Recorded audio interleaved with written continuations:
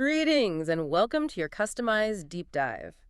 Today we are immersing ourselves in a fascinating confluence of human-computer interaction and musical education. That's right. The entire focus of this exploration is a system designated Purrfect Pitch. And it's an innovative audio-haptic interface. It's engineered to confront a very persistent challenge in musical pedagogy. The identification of pitch intervals. It's a system intended to transform a task that traditionally demands just arduous rote practice into something measurably more intuitive. So our mission today is threefold. First, we'll examine the core design and the embodied nature of this wearable technology. Then we'll scrutinize the data on its immediate efficacy, its power to augment performance during training. And finally, we will critically assess its potential for fostering genuine, lasting auditory perceptual learning, drawing on findings from a study with 18 novice participants. To appreciate the innovation here, we first have to recognize the sheer difficulty of perceptual learning itself. Right. Making nuanced sense of sensory information is the foundation of almost every specialized human activity. You can think about acquiring sensory acuity, whether that means distinguishing subtle note differences for a piano tuner or identifying the correct color shade for a painter. These skills demand profound, low-level adaptation in our perceptual systems. It's a process that requires continuous, strenuous practice. It runs parallel in many ways to the demands of learning a complex motor skill. Exactly. It isn't just about understanding a rule, it's about reshaping how the brain processes raw sensory input. And our specific challenge here is musical ear training, particularly pitch interval recognition. That is, correctly identifying the tonal distance between two successive notes.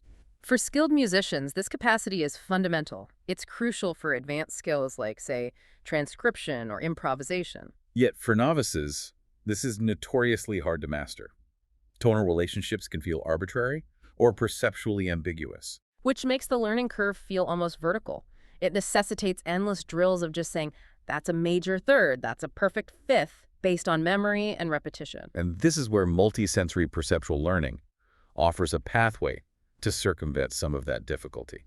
The human nervous system is highly adept at subconscious integration. So by introducing a secondary sensory input, in this case, touch synchronized with the hearing, the objective is, well, it's multifold. The idea is that the multisensory context improves perceptual decision-making. It also increases the overall saliency of the auditory input. And it provides an additional, perhaps more reliable channel of information for the brain to process simultaneously. Allowing the learner to bypass some of that conscious struggle. Precisely.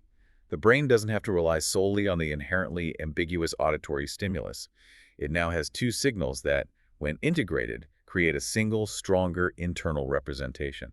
Okay, let's turn our attention to the technological solution itself. Purrfect Pitch incorporates two primary components. Yes, a custom-designed web interface that manages the audio, and then the crucial innovation, which is a specialized wearable haptic device. The key design novelty here is how they address the abstract nature of music. They map the auditory difference between pitches, the interval, to a concrete, tangible spatial location on the body. Which is so intelligent because Western music already uses this powerful metaphor of vertical height. We describe pitches as high or low. And the hardware capitalizes on that established metaphor. The device is a vest, and it's worn along the spine. This location was chosen for two specific reasons: its large surface area and its natural vertical orientation. Which perfectly matches the high-low pitch metaphor, while at the same time minimizing any visual distraction. The vest itself contains 8 distinct vibrotactile modules arranged vertically. These correlate directly to the 8 possible ascending intervals within a single octave. So the first note of any interval reliably triggers the bottommost module. That establishes the baseline. Then, the second note triggers a module positioned a spatial distance away. And that distance corresponds directly to the interval value being played. So for example, if the musician plays a 2-note sequence that constitutes a perfect fifth, the 5th interval, the 5th module up the spine is activated with a gentle vibration. Yes, the training trials are strictly synchronized. The user hears and feels 2 notes in sequence. Each note has a duration of 1,000 milliseconds, separated by a 700 millisecond gap. And after that, the user inputs their guessed interval numerically from 1 to 8 using the web interface. Upon input, the interface provides immediate, clear visual feedback. A uniform green screen for correct, red for incorrect. And it displays the correct answer for 2 seconds before automatically advancing. This high-frequency feedback loop is essential for rapid learning. It is also worth noting that before the training phase, the researchers had to conduct a preliminary check. To make sure the spatial distances were physically distinguishable by touch, correct?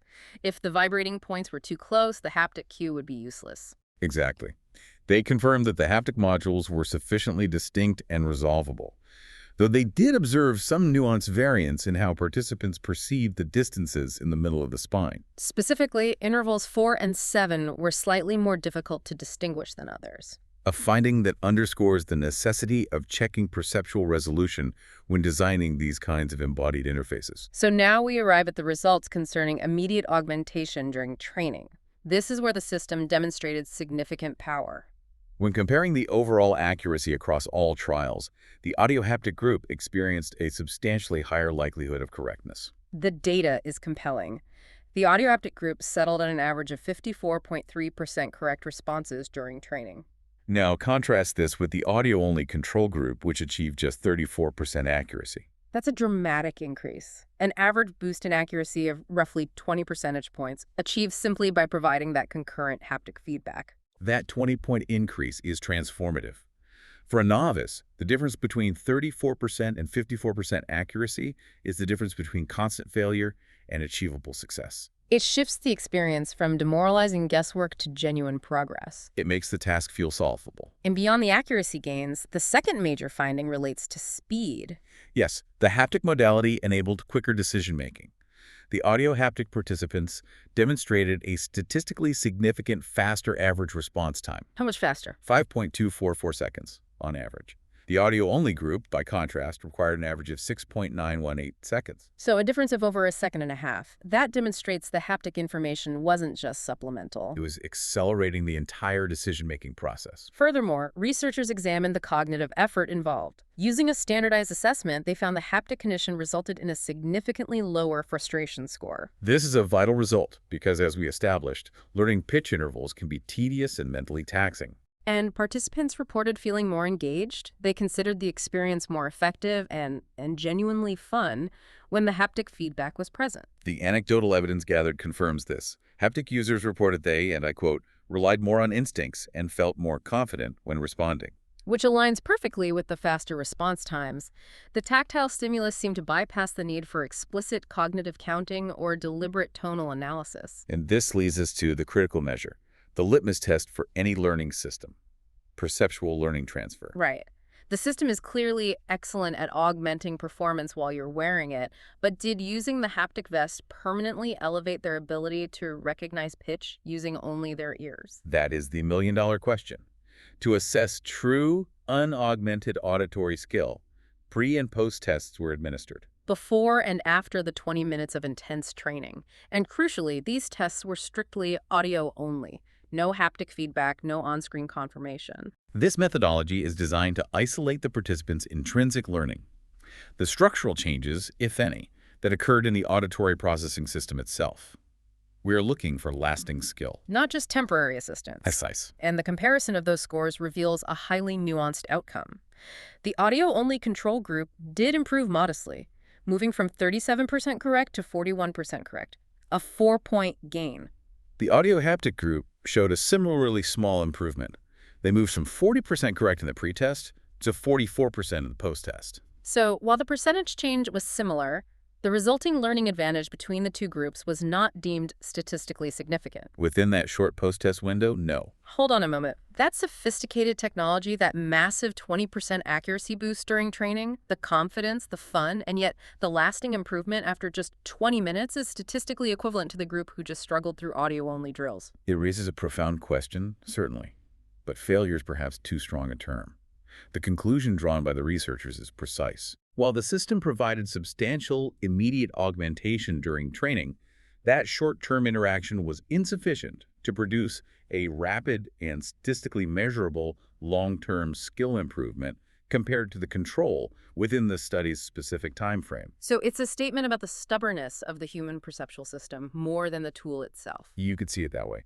It confirms augmentation is powerful, but even powerful augmentation over just 20 minutes is not enough to force rapid perceptual learning. The brain takes time. Exactly. It confirms a fundamental challenge. The time and repetition required for these low-level adaptations are significant, regardless of how efficient the initial practice feels. However, there is an important positive observation regarding the risk of what's called negative transfer. That is correct. A significant concern is that a user might become dependent on an external device, potentially hindering their native skill once the support is removed. But that didn't happen here. It did not. The researchers confirmed that the haptic audio training did not cause an over-reliance on the device. Performance, when the haptic cues were removed later, was boosted at similar, modest levels to the audio-only training. So relying on the vest did not sabotage their auditory skills. That is a major victory for the design. Without a doubt. The performance gains during training clearly support the evidence that users successfully integrated the cues rather than ignoring them. Participants reported relying on the haptic distance first and then noticing patterns in the sound. This successful integration of touch and hearing leads us to highly relevant design implications for human-computer interaction. Yes, especially for creators of new perceptual systems. We have two main takeaways that are quite valuable for you, the learner. The first is simple yet critical. Systems must leverage existing spatial metaphors. Using the established vertical metaphor for pitch high notes are high on the back, low notes are low made the haptic mapping intuitive and accessible. Designers should always seek out these pre-existing mental models. And the second implication is perhaps more profound. Systems should aim squarely for pre-conscious processing. The significantly faster response times from the haptic group suggest that the integration of the two modalities was immediate and automatic. It wasn't relying on explicit cognitive strategies. That's important.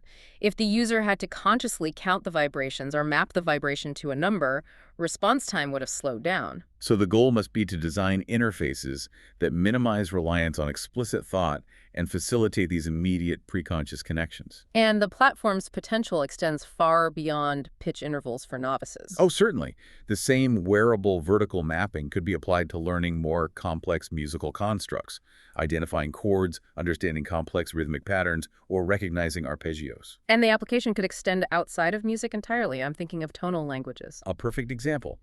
The vertical metaphor could be employed to help learners master the tones of languages such as Mandarin or Cantonese, where tone translates directly to meaning.